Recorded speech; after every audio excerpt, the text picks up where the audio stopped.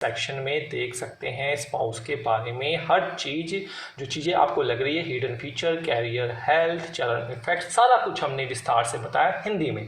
English version भी definitely आएगा, थोड़ा सा धैर्य रखें।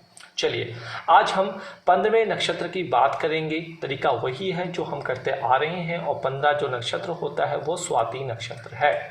और जैसे मैंने बताया कि हर नक्षत्र के 4 चरण होते हैं, इसके भी 4 चरण होंगे, 1 2 3 4। और जो यहाँ पे आपको दिख रहा होगा, देखिए चरण 1, चरण 2, चरण 3, चरण 4, और ये पूरा का पूरा जो हिस्सा है स्वाति का ये तुला राशि में पड़ता है।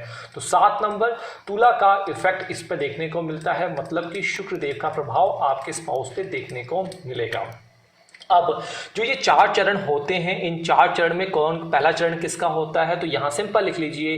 पहला चरण जो होता है 9 नंबर, 10 नंबर, 11 नंबर, 12 नंबर, ये राशियां होती हैं, इन राशियों के मालिक का होता है, अर्थात सैगिटेरियस, कैप्रिकॉन, इक्वेरियस और पाइसिस इनका होता है। तो यहाँ पे जुपिटर का प्रभाव हुआ, यहाँ पे जुपिटर का प्रभाव हुआ, और यहाँ पे शनिदेव और शनिदेव। तो 3 ग्रह का डायरेक्टली प्रभाव होता है, बृहस्पति, शनि और शुक्र। साथ ही साथ जो सर्वे सर्वा होता है इसका, जिसकी निगरानी में ये नक्षत्र है, वो है राहु।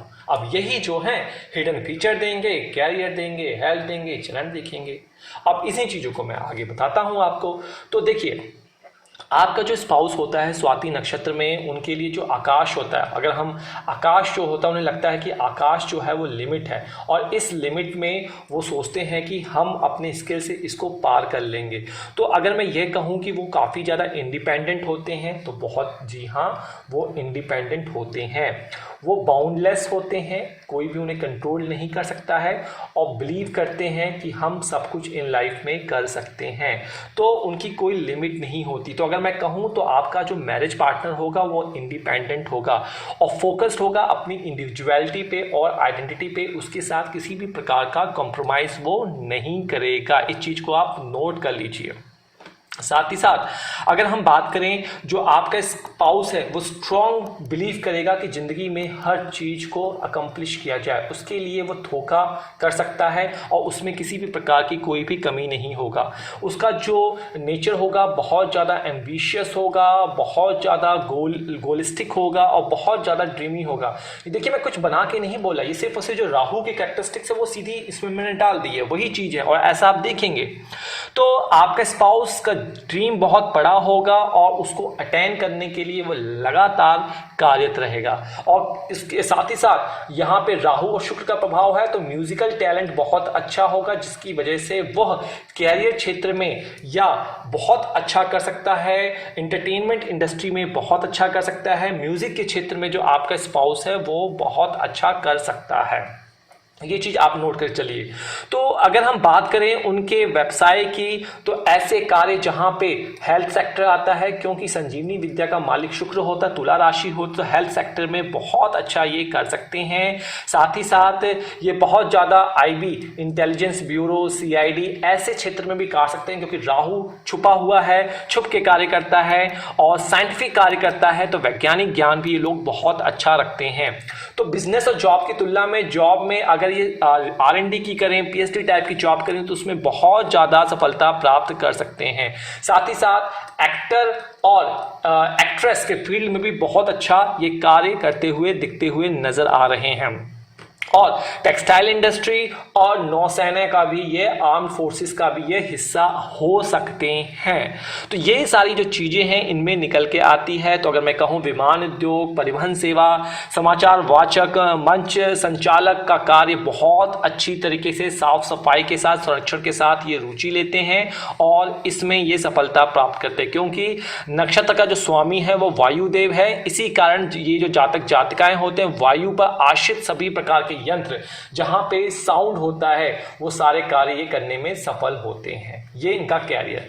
अब हेल्थ की बात कर लीजिए। हेल्थ तुला 7 नंबर आता है, तो हेल्थ से संबंधित जो इफेक्ट होगा वो इस राशि में यहां देखने को मिलेगा और राहु का वहां पे प्रभाव रहेगा। तो स्वास्थ्य में क्या है, राहु जो है गॉल ब्लैडर, स्किन जैसी प्रॉब्लम दे सकता है, इसमें ध्यान रखना है। गुर्दे की प्रॉब्लम दे सकता है, किडनी से संबंधित स्टोन दे सकता है, मूत्र वाहिनी जो होता है हमारा वहाँ पे प्रॉब्लम कर सकता है, जलन वगैरह दे सकता है। साथ ही साथ अगर हम माने तो मुख, नासिका, कंठनली, उदर, गुदा, मस्तिष्क के सभी अंगों पे प्रभाव स्वाति नक्षत्र का होता है। इसका भी आपको अप्स एंड डाउन से जुड़ी बीमारियां आपको देखने को मिल सकती है, क्योंकि आप जो स्वाति नक्षत्र होता है ये कफ प्रधान होता है, तो कफ की मात्रा ऐसे जातकों में रोग का कारण बनती है। तो घबराने की कोई आवश्यकता नहीं है। आप अपने एस्ट्रोलॉजर को रेमेडी दिखा सकते हैं, रेमेडी पूछ सकते हैं चार्ट दिखा के, तो इन सभी को कंट्रोल किया जा सकता है और इनकी जो क्वांटिटी है उसमें रिड्यूस किया जा सकता है। अब आइए, चरण की बात की थी, पहला, दूसरा, तीसरा और चौथा। मैंने कहा था ये चरण भी बहुत महत्वपूर्ण योगदान करते हैं। जो पहला चरण जुपिटर का आता है, दूसरे चरण का मालिक शनि होता है, तीसरे का भी मालिक शनि होता है और चौथे का फिर से बृहस्पति देव होते हैं। तो अब जो ये चरण हुए ये क्या देंगे, देखिए पहले चरण में बृहस्पति का प्रभाव होगा, तो आपका जो स्पाउस होगा बहुत ज़्यादा ज्ञानी होगा, इंटेलिजेंस होगा, टीचर के फील्ड में कार्य वो कर सकता है। सुंदर दांतें होंगे, लंबी उंगलियां होंगे, सुंदर पैर होंगे, गाल जो है उभरे हुए होते हैं, बुद्धिमान और ईश्वरीय भक्त होते हैं, स्पिरिचुअल ये लोग होते हैं, इस चीज़ को नोट कर लीजिए। अब शनिदेव आते हैं तो ऐसे लोग बहुत ज़्यादा मेहनती होते हैं, थोड़ा सा सांवला रंग होता है, साथ ही साथ पतली भुजाएं वाले, पतले होते हैं, पतले कंधे होते हैं, लंबा कद होता है और कुछ कमजोर शारीरिक प्रॉब्लम भी इनको देखने को मिलती है। सेम अगर तीसरा चरण आता है, अगेन शनि का प्रभाव है, लेकिन यहाँ पे कुंभ आ जाता है, कुंभ का प्रभाव, तो इक्वे बहुत ज़्यादा यह अपने साथ अच्छे कर्म लेके आते हैं, चतुर व्यापारी हो सकते हैं, गंभीर नज़र वाले, रिजर्व्ड होते हैं और इनका जो माइंड होता है काफ़ी ज़्यादा मटके के समान स्थिर होता, मित्रों से अपने बहुत ज़्यादा यह लगाव रखते हैं। फिर चौथा पाइसिस आ गया, पानी आ गया, पानी का मालिक यहाँ पे पाइसिस का प्रभाव पड़ गया, तो ऐसे लोग सुंदर नैन नक्श वाले होते हैं, ब्यूटी विद ड्यूटी और ब्यूटी विद आई इनमें देखने को मिलती है। नाखूनों में चमक होती है और नीति व्यवहार में बहुत अच्छे कुशलपन होते हैं। शरीर में भारीपन हो सकता है बिकॉज ऑफ वाटर की अधिकता की वजह से। तो ये सारी चीजें जो हैं आपके स्पाउस में देखने को मिलेगी। तो पारिवारिक जीवन की मैं बात कर लूं कि पारिवारिक जीवन कैसा होता है, फैमिली लाइफ कैसे होती है, वो भी बहुत इंपॉर्टेंट होता है, तो उनकी ग्लिम्स हम देखेंगे यहाँ पे। तो देखिए पारिवारिक जीवन से ऐसे लोग जो होते हैं कई बार शनि के प्रभाव की वजह से इरिटेशन होता है इनमें और चिड़चिड़ापन जो होता है इनके पारिवारिक जीवन में देखने को मिलता है। बस इस चीज पे आपको कंट्रोल करने की आवश्यकता है।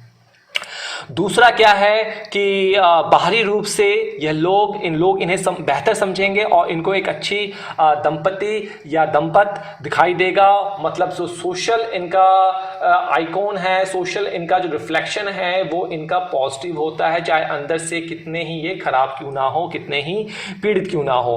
परिवार में और सामाजिक स्थिति के चलते इन्हें कई बार अपनी चाह के विपरीत कार्य करना पड़ता है, अगेंस्ट अपनी विश इन्हें कार्य करना पड़ता है, तभी जिंदगी में आगे बढ़ते हैं।